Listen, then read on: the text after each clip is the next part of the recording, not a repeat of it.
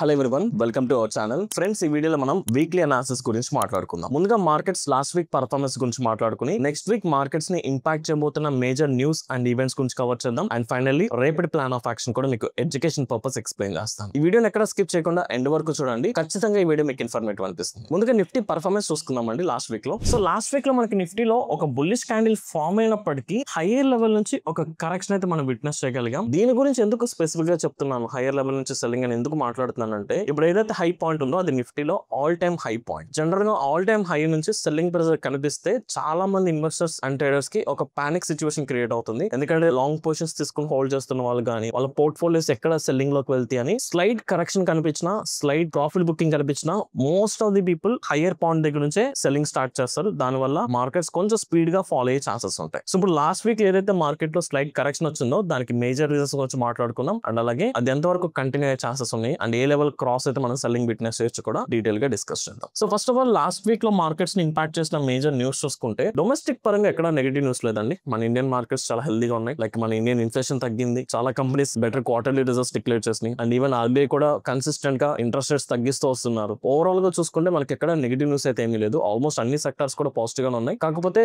Metal sector ఒకటి overall గా weekly time frame లో చూసుకుంటే 2% కరెక్షన్ వచ్చింది. దానికి రీజన్ కూడా మనం మాట్లాడుకుందాం. సో ఓవరాల్ గా చూసుకుంటే డొమెస్టిక్ పరంగా ఎక్కడ నెగిటివ్ అయితే లేదు, అంత స్టేబుల్ గా ఉంది. కానీ గ్లోబల్ మార్కెట్స్ పరంగా చూసుకుంటే చాలా volatile nature, particular US markets లో లాస్ట్ ఫ్యూ డేస్ నుంచి స్ట్రాంగ్ కరెక్షన్స్ వచ్చాయి అండ్ చాలా వైలెంట్ గా బిహేవ్ చేస్తున్నాయి. సో యుఎస్ మార్కెట్స్ లో ఆ వోల్టైల్ నేచర్ రావడానికి major reason US markets inflation increase అవుతుంది అండ్ దాని తగ్గట్టుగా ఇంట్రెస్ట్ రేట్స్ ని ఫర్దర్ గా పర్టికులర్ గా నెక్స్ట్ మంత్ లో ఎలాంటి ఇంట్రెస్ట్ రేట్స్ కట్ చేసే ఛాన్సెస్ లేవు అనేది క్లియర్ గా కనిపిస్తున్నాయి. కాబట్టి యుఎస్ మార్కెట్స్ వచ్చిన ఇన్స్టెబిలిటీ ఎంటైర్ వరల్డ్ మార్కెట్స్ ని డిస్టర్బ్ చేస్తుంది. సో ఇప్పుడు రేపటి ప్లాన్ ఆఫ్ యాక్షన్ రెడీ చేసుకునే ముందు నెక్స్ట్ వీక్ మార్కెట్స్ ని ఇంపాక్ట్ చేయబోతున్న మేజర్ రీజన్స్ అండ్ మనం ప్రయారిటీ అవ్వాల్సిన మేజర్ న్యూస్ గురించి మాట్లాడుకుందాం. సో నెక్స్ట్ వీక్ మనం చాలా కేర్ఫుల్ గా ఉండాలండి, అట్లీస్ట్ ట్యూస్డే వరకు. బికాస్ మనకి ఈ వీక్ లో జరిగేది మంత్లీ ఎక్స్పైరీ. వీక్లీ ఎక్స్పైరీ మన ఓన్లీ నిఫ్టీ ఒకటి ఎక్స్పైరీ జరుగుతుంది కాబట్టి మనం పెద్దగా సీరియస్ గా తీసుకోము. బట్ మంత్లీ ఎక్స్పైరీ అంటే నిఫ్టీతో పాటు bank Nifty, mid cap Nifty, fin Nifty and even అన్ని స్టాక్స్ F&O ఉన్న ప్రతి స్టాక్ కూడా రేపు ఎక్స్పైరీ జరుగుతుంది. కాబట్టి జనరల్ గా by nature monthly expiry volatility ఎక్కువ ఉంటుంది. సో అందుకని మనం కొంచెం కేర్ఫుల్ గా ప్లాన్ చేసుకోవాలి. అండ్ దీంతో పాటు ఫ్రైడే మార్కెట్ లో ఏదైతే సెల్లింగ్ జరిగిందో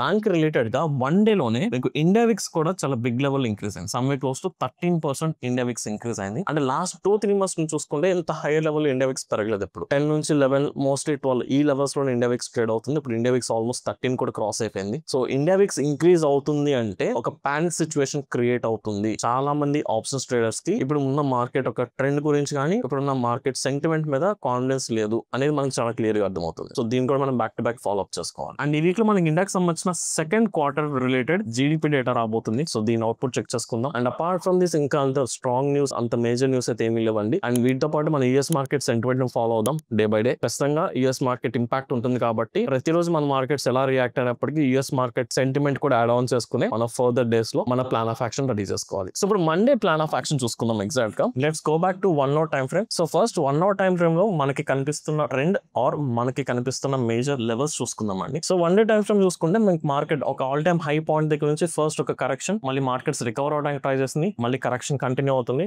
ఆల్మోస్ట్ మీకు ఆల్ టైమ్ హై నుంచి lower highs and lower low structure form అవడానికి ట్రై చేస్తుంది. సో ఒక ఆల్ టైమ్ హై నుంచి lower highs and lower low structure form అవడం అనేది చాలా serious issue. So by chance ఇప్పుడు ఫ్రైడే లో పాయింట్ ఏదైతే ఉందో అది బ్రేక్ డౌన్ కనుక జరిగితే మనం ఫర్దర్ నెక్స్ట్ సపోర్ట్ వరకు ఫాల్ ఎక్స్పెక్ట్ చేస్తాం. సో అలాగో మంత్లీ ఎక్స్పైరీ కూడా ఉంది, వాలటిలిటీ పెరుగుతుంది కాబట్టి కొంచెం కేర్ఫుల్ గా ట్రేడ్ చేయడానికి ట్రై చేద్దాం. So only level based trading మాత్రమే ప్రయారిటీ ఇచ్చుకుందాం. సో దాని బేస్ బట్టి చూసుకుంటే ఈ వీక్ లో మనకి ఇంపార్టెంట్ లెవెల్స్ అంటే మనం కేర్ఫుల్ గా ఫోకస్ చేసిన లెవెల్స్ చూసుకుంటే of course all time high point 26,300, 26,100 ఈ రోజు స్ట్రాంగ్ రెసిస్టెన్స్ లెవెల్స్ అండి. Followed by 26,000 is the strong support level and 25,800 will be the support level. So level based trading మాత్రమే చేస్తాను అనుకుంటే సింపుల్ గా ఈ లెవెల్ కి వచ్చాక ఐదర్ రివర్సల్స్ ఆర్ బ్రేక్అవుట్స్ బట్టి ట్రేడ్ చేసుకోవచ్చు, పెద్దగా వరి అక్కర్లేదు. సో కాదు exact plan of action like Monday exact plan of action చూసుకుంటే సో ఇప్పుడు రేపు ప్లాన్ ఆఫ్ యాక్షన్ రెడీ చేసుకున్న ముందు ఇప్పుడు ఆల్రెడీ మనకి ఓవరాల్ గా lower highs and lower low structure అంటే డౌన్ ట్రెండ్ లోకి మార్కెట్ వెళ్ళడానికి ట్రై చేస్తుంది. And particular US markets, global markets లో ఇన్స్టెబిలిటీ కనిపిస్తుంది. కాబట్టి మనకి ఇప్పుడు ఉన్న అవైలబుల్ డేటా బట్టి చూసుకుంటే మన ఫస్ట్ ప్రయారిటీ నెగిటివ్ సెంటిమెంట్ ఇద్దాం. సో నెగిటివ్ సెంటిమెంట్ అంటే ఇక్కడ చాలా మంది చేసే బ్లండర్ మిస్టేక్ ఏంటంటే రేపు ఒకవేళ మార్కెట్ ఈ లో పాయింట్ బ్రేక్ చేస్తే డౌన్ సైడ్, ఇక్కడ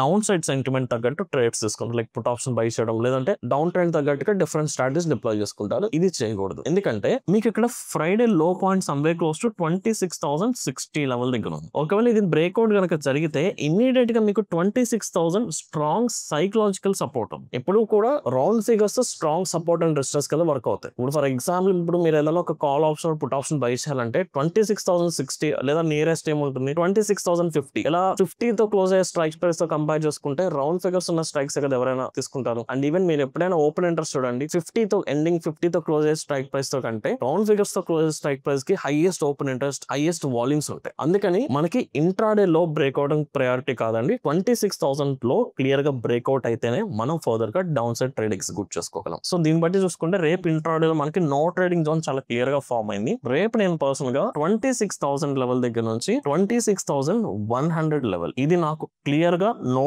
ట్రేడింగ్ జోన్. ఈ జోన్ లో ఉన్నంత వరకు నేను ఎలాంటి ట్రేడింగ్ యాక్టివిటీ నిఫ్టీలో తీసుకోవట్లేదు అండ్ ఈవెన్ ఆప్షన్ సెల్లింగ్ కూడా తీసుకోవట్లేదు. ఎందుకంటే మీరు ఫ్రైడే చూడండి మార్కెట్ చాలా వైలెంట్ గా బిహేవ్ చేస్తుంది, చాలా వాలటైల్ బిహేవ్ చేస్తుంది. ఇండియా విక్స్ కూడా ఇంక్రీజ్ అయింది. సో ఇలాంటి సినారియోలో మీకు ప్రీమియం డికే జరగదు. అందుకని రేపు మార్కెట్ ఎలా ఓపెన్ అయినప్పటికీ ఈ జోన్ ఫర్ ఎగ్జాంపుల్ మనకి ఫ్లాట్ ఓపెనింగ్ కానీ ఈ జోన్ లో ఓపెన్ అయితే ప్యూర్లీ ఈ జోన్ బ్రేక్అవుట్ బట్టి నేను నా ఫర్దర్ ట్రేడ్ ప్లాన్ తీసుకుంటాను. 26,100 క్లియర్ గా బ్రేక్ అయితే అప్ సైడ్ లాంగ్ పొజిషన్స్ తీసుకోవచ్చు, లేదా 26,000 డౌన్ సైడ్ బ్రేక్ అయితే షార్ట్ పొజిషన్స్ వెళ్ళొచ్చు. అండ్ దీంతో పాటు అప్ సైడ్ మనం వెళ్ళాలనుకుంటే మీకు 26,000 26,100 ఈ స్ట్రైక్స్ దగ్గర put option side open interest పెరగాలి, కాల్ సైడ్ ఓపెన్ ఇంట్రెస్ట్ తగ్గాలి. అప్పుడు మాత్రమే మనం అప్ సైడ్ ట్రేడ్ తీసుకుంటాం. ఒకవేళ డౌన్ సైడ్ ట్రేడ్స్ తీసుకోవాలంటే 26,000 సేమ్ 26,100 వీటి దగ్గర కాల్ సైడ్ ఓపెన్ ఇంట్రెస్ట్ పెరగాలి, పుట్ సైడ్ ఓపెన్ ఇంట్రెస్ట్ తగ్గాలి. సో సింపుల్ గా నిఫ్టీలో ప్లాన్ ఆఫ్ యాక్షన్ ఇదండి. ఈ నో ట్రేడింగ్ జోన్ బ్రేక్అవుట్ బట్టి మనం వెళ్దాం. సో ఈ క్రైటీరియా అప్ సైడ్ వెళ్ళాలనుకుంటే డైరెక్షన్ తో పాటు ఈ క్రైటీరియా వర్క్ అవ్వాలి, డౌన్ సైడ్ వెళ్ళాలంటే డైరెక్షన్ తో పాటు ఈ క్రైటీరియా వర్క్ అయితేనే నేను రేపు నిఫ్టీలో ప్లాన్ చేసుకుంటాను, లేదా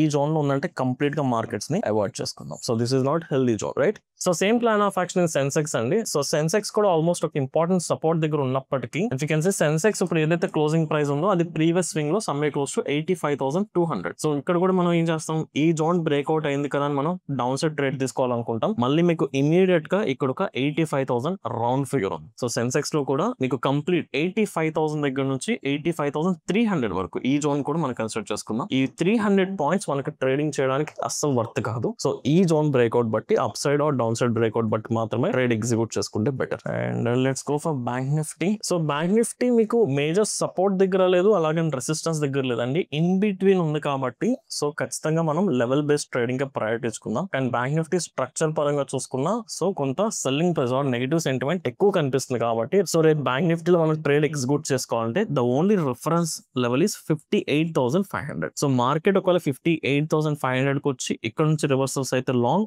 ఆర్ఎస్ బ్రేక్అవుట్ బట్టి షార్ట్. బట్ ఖచ్చితంగా ప్రైస్ ఒక్కటే క్రైటీరియా కాదు, క్యాండిల్స్టిక్ ఒక్కటే క్రైటీరియా కాదు, వాల్యూమ్స్ అండ్ ఓపెన్ ఇంట్రెస్ట్ మన నిఫ్టీలో ఒక క్రైటీరియా మెన్షన్ చేస్తాం కదా, సేమ్ క్రైటీరియా ప్లాన్ చేసుకోవాలి. కాకపోతే హై ప్రయారిటీ వాల్సిన లెవెల్ స్ట్రాంగ్ సపోర్ట్ లెవెల్ 58,500. మీరు ఒక్కసారి కావాలంటే హైయర్ టైం ఫ్రేమ్ వెళ్ళండి. మనకి ఇక్కడ మార్కెట్ 58,500 బ్రేక్అవుట్ చేసిన తర్వాత ప్రాపర్ రీటెస్ట్ జరగలేదండి. ఆల్మోస్ట్ ఒక కన్సాలిడేషన్ హైకి వెళ్ళి ఇప్పుడు రీటెస్ట్ వస్తుంది కాబట్టి డెఫినెట్లీ ఇక్కడ మనకి ఒక స్ట్రాంగ్ బయింగ్ ఎక్స్పెక్ట్ చేయొచ్చు. అందుకని 58,500 కి ఫస్ట్ ప్రయారిటీ ఇస్తున్నాం. అలాగే మార్కెట్ ఇక్కడ నుంచి రివర్సల్ వెళ్ళి పైకి వెళ్ళిపోతున్నా నేను అంత పర్సనల్ గా ట్రేడ్ ఎగ్జిక్యూట్ చేయను. ఎప్పుడైనా మార్కెట్ ఒక కరెక్షన్ వచ్చినప్పుడు ఒక డౌన్ మొమెంటం ఇనిషియేట్ అయినప్పుడు స్ట్రాంగ్ సపోర్ట్ నుంచి బౌన్స్ అవుతేనే దాని తర్వాత రాబోతున్న మొమెంటం కి దాని తర్వాత రాబోతున్న ట్రెండ్ కి స్ట్రెంత్ ఉంటుంది. సో దట్స్ వై సపోర్ట్ నుంచి బౌన్స్ అయ్యేంత వరకు బ్యాంక్ నిఫ్టీలో వెయిట్ చేస్తాం. అండ్ రేపటికి పర్సనల్ గా స్వింగ్ ట్రేడింగ్ కోసం ఏ స్టాక్స్ ని ఫిల్టర్ చేయలేదు, బికాస్ సెంటిమెంట్స్ కొంచెం నెగిటివ్ ఉన్నాయి కాబట్టి ఇవి కొంచెం స్టేబుల్ అయ్యేంత వరకు స్టాక్స్ ని అవాయిడ్ చేసుకుందాం. అంటే ఫ్రెష్ గా మనం ఏదైనా బై చేయాలంటే వాటిని పక్కన పెట్టేద్దాం. సో ఓవరాల్ గా చూసుకుంటే మనకి డొమెస్టిక్ పరంగా ఎక్కడ నెగిటివ్నెస్ లేదు,